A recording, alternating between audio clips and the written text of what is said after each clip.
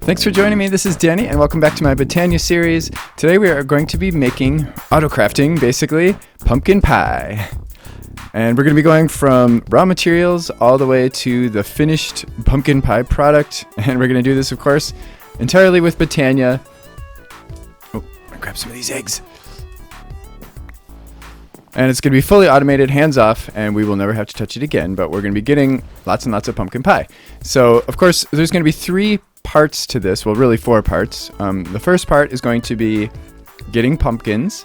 And a few episodes ago, we already set up this pumpkin farm, this fully automated pumpkin farm that's going to be getting, it's actually right now, it's getting pumpkin seeds for us, and it's also getting pumpkins. If you want to take a look at how that was set up, you can take a look at that episode. It's just called Pumpkin Farm or something like that. I think it's Pumpkin Farm and Seeds. And then we're going to have to do an almost identical farm setup with sugarcane. So where the pumpkin farm is set up to break the pumpkins at the ground level every so often with a timer and a pulse, the sugarcane farm is going to work exactly the same way, except it's going to be doing it at this level. So we're going to set that up in this episode, and I'm just going to briefly run through it. Since it's pretty much exactly like the pumpkin farm, I'm just going to briefly run through that with you so that you can see how I set it up. And so that's 2 of the ingredients. That takes care of our sugar, that takes care of our pumpkin pie, and then we're also going to need eggs. So I've got a chicken farm started over here. We're going to set up automation to collect the drops from the chickens so that we can get all the eggs. And we'll probably end up, we'll probably just collect the feathers as well. And then we're also going to set up voiding for the excess, so that, because we're going to have a fairly highly populated chicken farm over here. In fact, I'm going to see if I can get a few more right away. We're going to have a pretty highly populated chicken farm over here, so we're going to want to make sure that we don't end up legging out our game by having a ton of stuff dropped in the world here, feathers and eggs. Then we're going to have to take all those ingredients and basically auto-craft them. So we're going to be playing around with the Crafty crate again, as we had done a few times before, both to make our sugar from the sugar cane and then also to make the actual pumpkin pie. And then we're going to be doing a few different item movement things. Of course, we're going to be playing around with hopper hawks. We're going to be playing around with a little bit of Corporea, not much. The only thing that I'm going to be using Corporea for is to be grabbing the pumpkin farms, because we're going to be setting this up over here, and our pumpkins are way over there. So the best way for us at this point in the game to move the pumpkins from over there to over here is with Corporea. So we're going to do a little bit of Corporea, as we've done in previous episodes. And we're also going to be setting up some detection in order to detect how much eggs we have, how much sugar and pumpkins we have, to make sure that we have enough in order to set up the crafting recipes, so that our crafting recipes don't get stuck and to make sure that we don't overflow with ingredients. For starters, I'm gonna do something slightly unrelated, and that is I'm going to make myself a Terra truncator. And we have all the ingredients for this already. It's kind of expensive. This is an axe. It's similar to like the lumber axe from Tinker's Construct. This is definitely going to be a kind of later-ish game tool because it requires quite a bit of Terra steel. But basically, it does that for us. Nice. And it does it very, very, very, very, very fast, because we're going to use this space over here. Whoa. Oops. Nice. And then another thing I want to do, because we're going to be kind of exposed over here, and this area is not protected from mob spawning at the moment, I'm going to set up some tiger's eyes. Now these are not too expensive. They're runes of autumn, so that's a 2nd tier rune, and then a few different petals. And what these will do is repel creepers. Now I don't care about the other mobs at this point, because we're late enough in the game where, we can handle skeletons and crap like that. That's nothing. They don't hurt us, and we can kill them pretty easily, but I don't want any creepers coming over here and blowing up our stuff while we're in the middle of the build. So these tiger eyes are kind of like cats. Basically, they will scare the creepers away, and they will make the creepers afraid of us as well. So I'm going to put one kind of here. I'm actually planning on raising the terrain over here a little bit. These do require mana. I don't know if we have a mana pool nearby. Close enough. So we may have to, yeah, I'm going to have to probably put a diluted mana pool over here with a spark to grab mana from that area over there. And that will work for us. These do have a range. What is the range again? Because we have the... Oh, because we have the Manasteer Monocle, when we hover over this, we can see the range, and it's actually quite large. So I used the Horn of the Wild to clear this area. Now I'm going to use this Rod of the Terra Firma. I'm a little frightened to use it here. I'm so close to my base, but I'm going to try to be careful. And what this will do is it'll flatten the land to the level that I'm at, but it's also going to cut into the hill that way, which might be a little dangerous. So I'm going to face this way and make sure that my base doesn't get destroyed. And it does, what's nice about it is it does it kind of naturally. It makes the landscape look like it was naturally generated this way.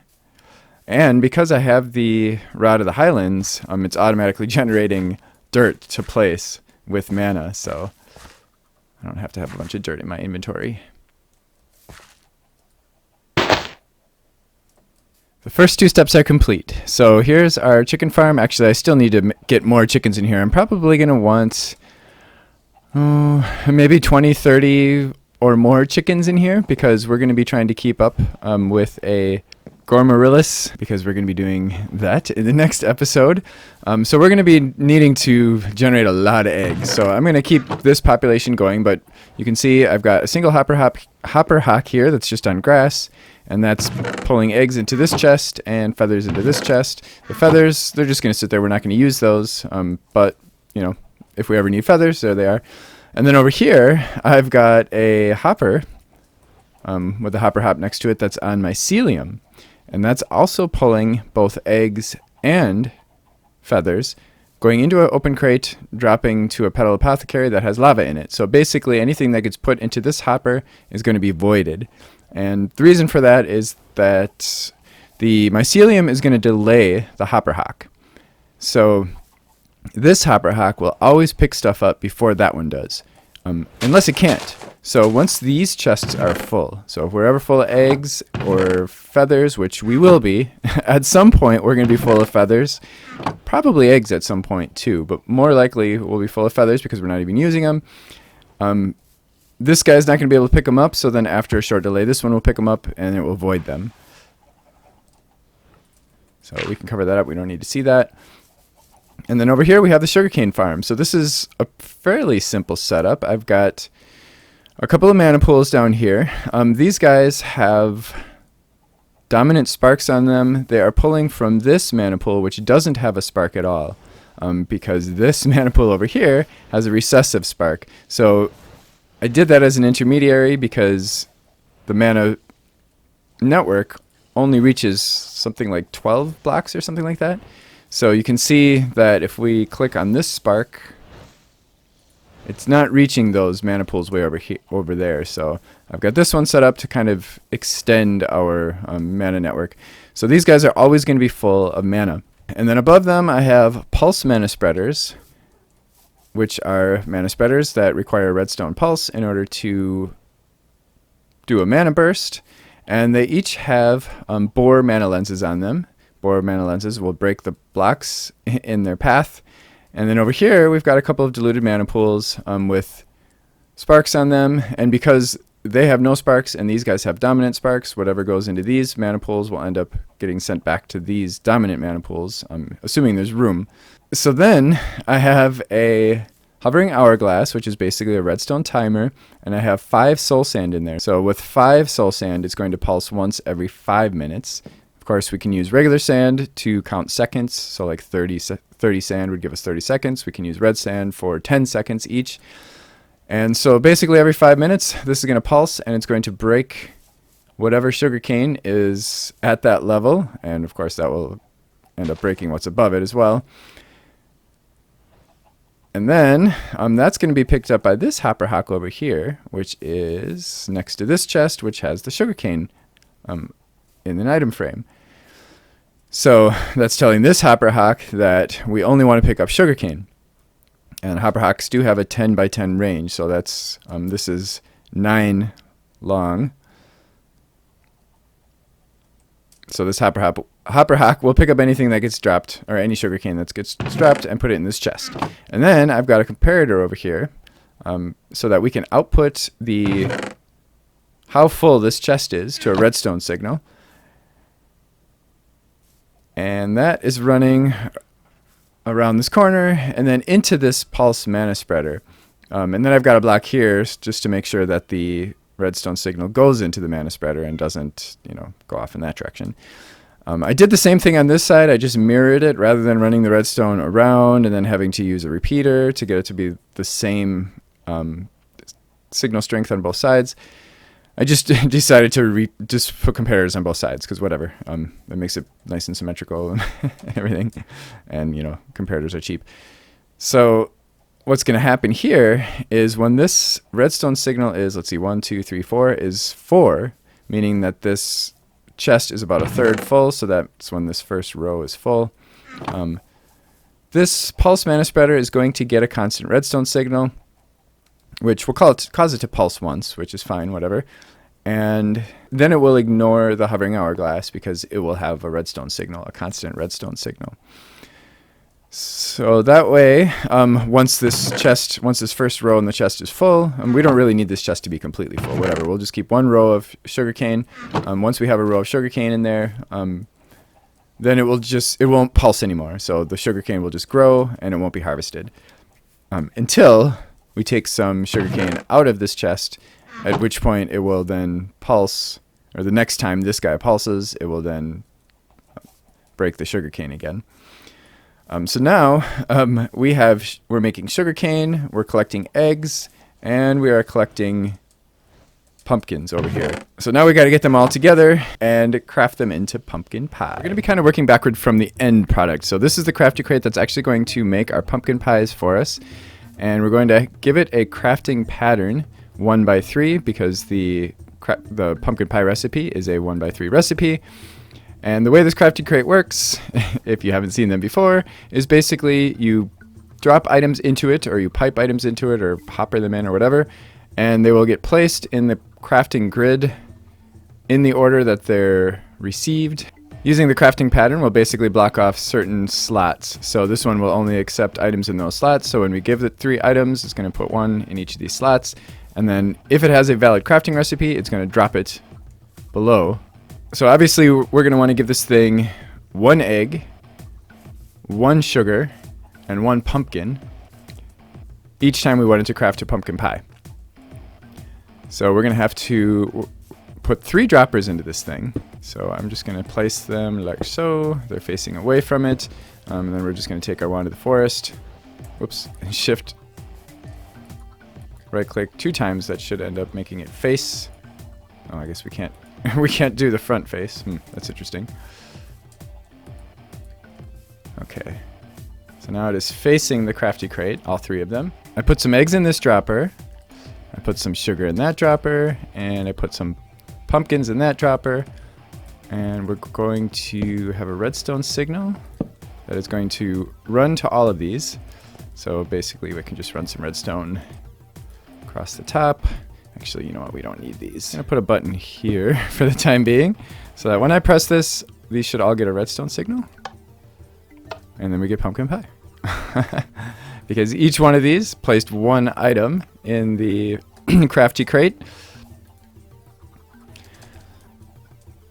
And we got pumpkin pie. So what we're going to do is we're going to have a timer set up similar to the way we have it over here, where every so often it's going to try to craft 1 pumpkin pie. However, we only wanted to do that if we know for certain that each one of these droppers has an item in it. So if for some reason we happen to run out of some item, like for instance maybe our pumpkin pie farm, maybe our pumpkin farm wasn't keeping up, we don't want it to keep inputting the other items, or it's going to clog up the crafty crate with items that do not make a real crafting recipe, and then it'll be stuck, and then it'll just stop working. So we're going to need a few redstone comparators, and we're going to place 1 facing away from each of these. And of course, when we put redstone there, we're going to have a signal. If and only if there is something in here. So even just one item will give us a signal of at least one, and that's all we care about. So the way this is going to work is we are going to have another hourglass over here,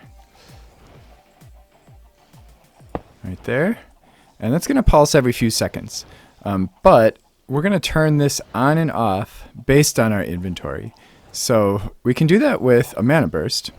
So if we put a mana spreader, a pulse mana spreader next to this diluted mana pool, and give it a pulse whenever one of these inventories empties out, and then give it another pulse when all of the inventories are full again, or when all the inventories have something, that will turn this thing on and off. So what we're going to have to do, we're going to have to do a little bit of vanilla redstone here. We're going to have to make what's called a dual edge detector, which is basically something that gives us a mana pulse anytime the state of a mana signal, anytime the state of a redstone signal changes.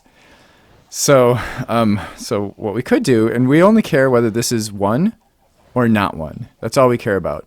So we could theoretically put redstone torches. We could either use repeaters right there, or we could put redstone torches on the side, which would kind of act as NOT gates. So this torch is going to be off whenever there's anything in this dropper at all. So we can do that on all 3 of these sides. I don't know if we're going to have enough room here. We might have to adjust the space here a little bit. And then if we run some redstone,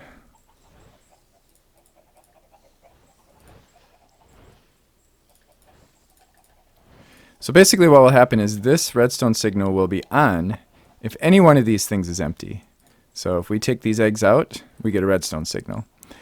If we take this out, we still have a redstone signal. If we take this out, we still have a redstone signal, right?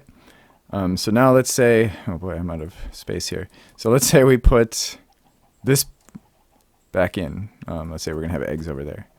We still have a redstone signal. We put pumpkins in over here. We still have a redstone signal. We put sugar in there, and then the redstone signal turns off. So our redstone is going into a sticky piston, which is connected to a block of redstone, which is over some redstone dust. And then we've got a NOT gate down here. And then we have the output from the NOT gates then going into our pulse mana spreader. So what's going to happen is whenever this piston triggers, this redstone block, while it's in motion, will not be powering this redstone down here. So this redstone is always going to be powered while that redstone block is sitting there, of course, because, you know, redstone blocks always give you redstone. So when we flip the switch, and we can watch the mana spreader over there, when we flip the switch to on, we get a pulse. And that's just because while the piston was moving, this was off, causing that redstone torch to turn on, giving us a 1-tick pulse going into the mana spreader. So the same thing's going to happen when we turn it off, because while that piston is moving back, we'll get another pulse.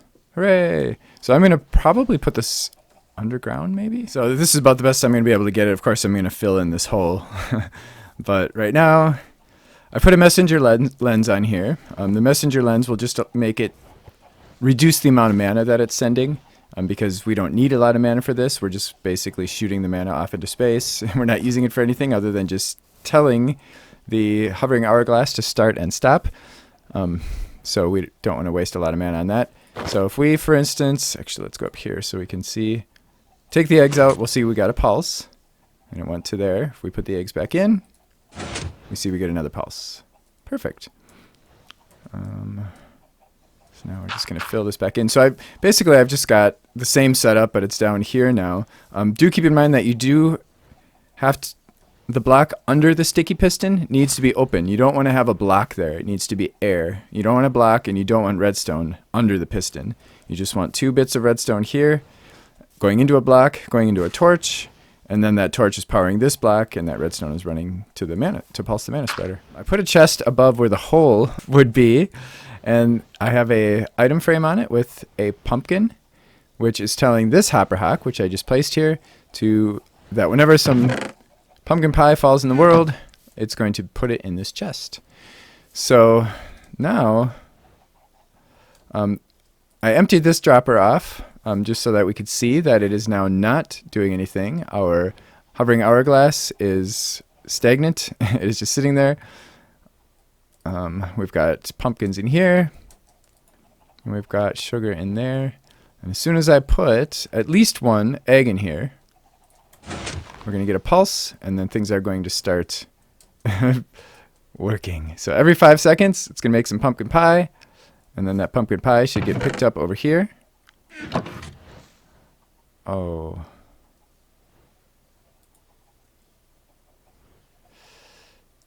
Oh, crap. That hopper hock is getting powered. Okay, so I just moved the hopper hock over here, and that seems to work. So right now, I think we're out of sugar. Here, let me put the rest of those pumpkins in there. Yeah, let me just grab a little bit of sugar and throw it in there. So now if we put the sugar in there, it should make 2 more and then stop.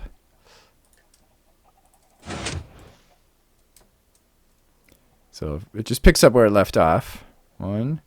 We're probably going to speed it up. It's probably going to be more than once every 5 seconds. There, look at that. So now we have to get the ingredients that we need in here. So we'll start with the eggs because that is going to be the easiest. And for that, I'm just going to set a floating hopper hock right there. And instead of putting eggs in this chest, we're just going to put them right in the dropper. So I'm going to put an item frame there. Then I have to put an egg. Oh wow, this thing is full of eggs. So we've been voiding eggs for a while now.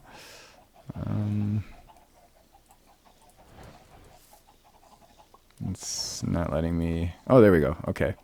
So, yeah, we already got an egg in there. Cool. So whenever eggs get dropped in the world, they will end up in here. So this thing will just fill up. It'll fill up with eggs. And then once it's full of eggs, the rest of the eggs are going to just end up getting voided, which is fine. And by the way, it doesn't matter which side we put the item frame on. The hopper hock is on this side. We can still put the egg with the item frame on this side. So that way, when we approach it, we'll know that, oh, there's eggs in here. Yay! Eventually, we'll be dropping sugar in the world, so we'll just put that on there, and then this is already going to be set up for that. For sugar, of course, all we have to do is put a single sugar cane in a crafting grid, and we get sugar. So we can use a crafty crate with a 1x1. I'm going to put this back here, maybe 1, 2, 3 blocks away from here or so. Oh, wait, actually, I'm not going to put it on the ground, though. I'm going to put it 1 up from the ground. So we'll just do that, that. And for this, we're going to put... We're going to use the crafting pattern 1x1. Right-click on it so that basically when this thing gets 1 item, if it can craft something with it, it's going to drop it to the ground. Put an item frame on here that this guy is going to pick up sugarcane.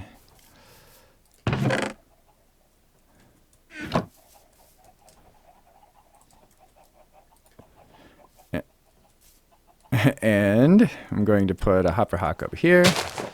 And then I'm going to run redstone into it. So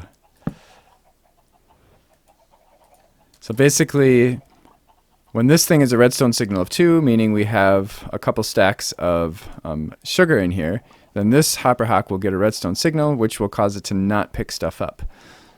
So it will only grab sugarcane if this dropper doesn't have very much of it. Actually, I'm going to move it down a little bit further so that we can get more sugar in there. And then this hopper over here, I'm going to put on mycelium so that it slows down. Whoops. Or this hopper hock. When you put a hopper hock on mycelium, that will delay it, so that way this hopper hock will pick up the sugarcane before that one does. So the only way that that one will end up picking up the sugarcane is if this one's not accepting it, because this thing has a redstone signal of 1, 2, 3, 4. So what's going to happen is it's going to make sugar until this thing doesn't need it anymore, and then it's just going to start storing sugarcane for our purposes, maybe in the future or something, or if we just want to make a whole bunch at once. Okay, there we go. So those got pulsed. Those are going to get picked up, made into sugar. And then that sugar is going to get picked up over there. So now we have some more sugar in there. Yay! If we were closer to our pumpkin farm, or if we had another pumpkin farm over here, we wouldn't need to use Corporea. Now, Corporea is kind of a later game item transfer. in Botania, and it basically transfers items through these Corporeal sparks, and we've already been using these, and I actually went into detail on how Corporeal works in an earlier episode when we set up this kind of complicated setup in order to keep our hydroangia generation system stocked. So if you want to learn the details about how Corporeal works for automation purposes, you can check out that episode. I think it was called like Corporeal for Automation or something like that. Maybe I'll put a link in the description. If I forget, let me know. But essentially, it works like this. You have a Corporeal network, which is just a series of these Corporeal sparks that are all within range of each other, and you can link them long distances. But there has to be a Corporeal spark at least once every 8 blocks. So we have a network set up right now that's pulling out these pumpkin seeds and bringing them over here, and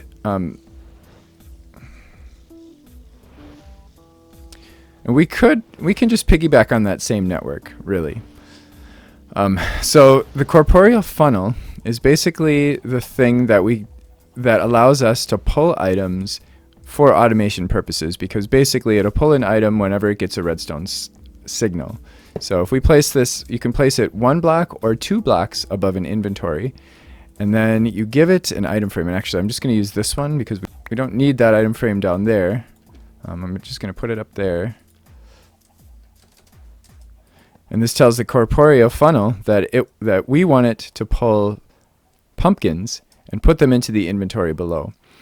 Now, however, it's only going to put it in the inventory below if there's space for it. If there's not space, it's going to throw it out into the world. So we actually do have to click this with a Corporeal spark. And so whenever this gets a redstone pulse, it's going to pull that. If we right-click this to turn it, it's going to end up actually pulling more. And we can pull up to a stack at a time. I think it's there. So it doubles each time. So it's like 2, 4, 8, 16, 32, and then 64. And then if we go all the way around, then we're back to 1. So it'll pull 1 pumpkin, 2 pumpkins, 4, 8, 16, 32. Wait, I counted something wrong there. But anyway, this is 64. So it'll pull the pumpkins 1 stack at a time. I'm going to have it... Well, what's going to happen is, because it's right below this, it's going to end up pulling a pumpkin every time every time our hourglass triggers, which will work to an extent, except that if we run out of pumpkins, as we are right now, that thing will never trigger because we're shutting it off. So we might want to get maybe a redstone signal from this guy also that runs every 5 minutes, because that's how often we're breaking our pumpkins too. But in any case, we've got to get a redstone signal to this on a regular basis, but we don't want it to get a redstone signal if this guy is full.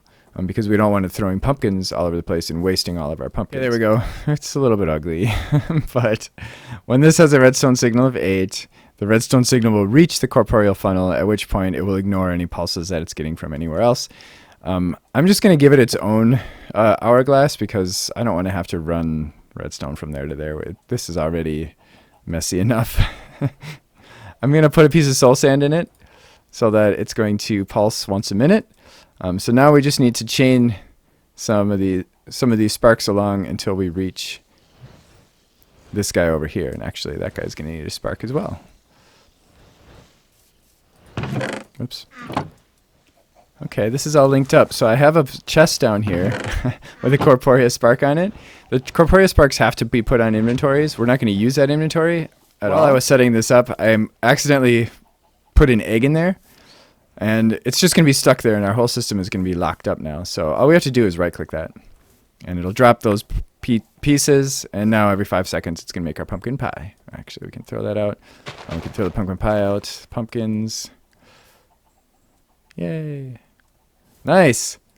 So we now have a pumpkin pie generator. Hooray! Now there's one last thing we have to do, and that is to stop the generator when this chest is full. So we already have a thing set up here where whenever this redstone signal is turned on, it turns off the hourglass with that pulse, with our little switch that we did here. I'm just going to piggyback on that, and I'm going to move the chest. I moved the chest that was over there. I'm moving it over here, and this is going to be our pumpkin pie chest. And all we really have to do is put a comparator on this guy.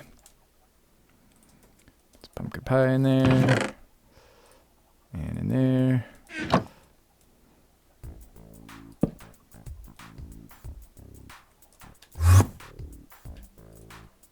This, by the way, is a hand of ender. That is my ender chest.